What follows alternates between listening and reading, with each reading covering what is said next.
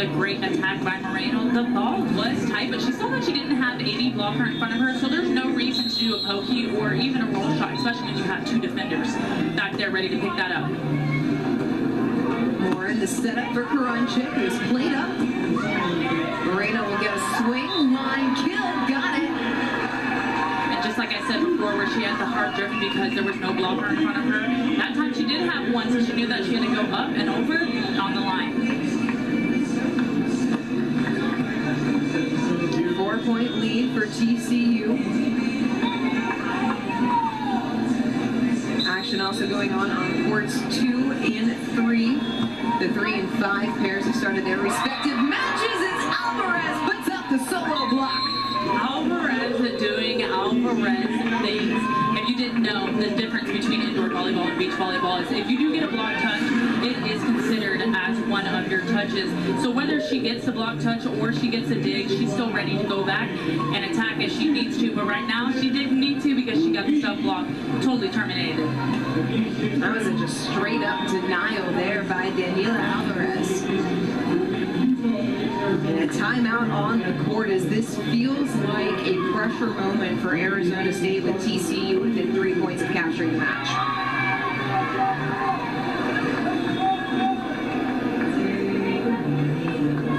Each match first to 21, win by 2 in each of the first 2 sets. Should we see a late comeback by the Sun Devils to push us into a third, it would be first to 15, win by 2. On the Arizona State side, you see the conversations being had over there. What is the most important thing for Morin and Kirunckyk to do coming out of this timeout? Definitely Morin and Kirunckyk have to move around their shots. Alvarez has been the answer on the block. Even if she's getting a touch, it's a positive touch. It's getting Moreno enough time to get her set up to transition and attack. So they need to try to move around her the best that they can. Another thing they need to do, if they do get behind the service line, they need it over and in. You cannot have any more errors, especially in what we call the red zone, which is at the end of the set. Words of encouragement on the TCU side, trying to close this thing out in straights.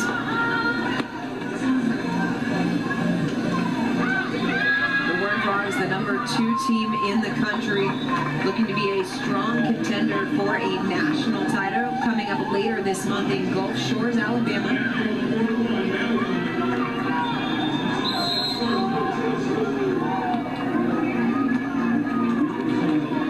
Morin tracks it down. Kirunckyk played it deep cross. Moreno transitions to the attack and puts it away.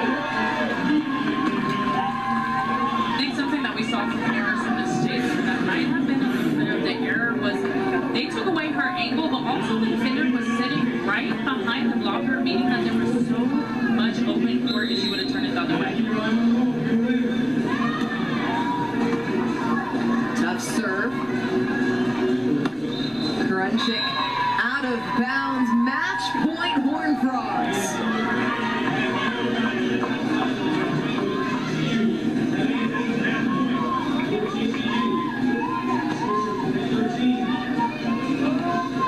Just like in set #1, TCU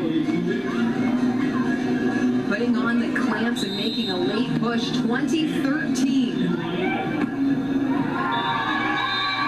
And they do it with a strong serve from Moreno. TCU, their first sweep of Arizona State of the season, comes at the perfect time for the Horned Frogs. They are into tomorrow's Big 12 Beach Volleyball Championship.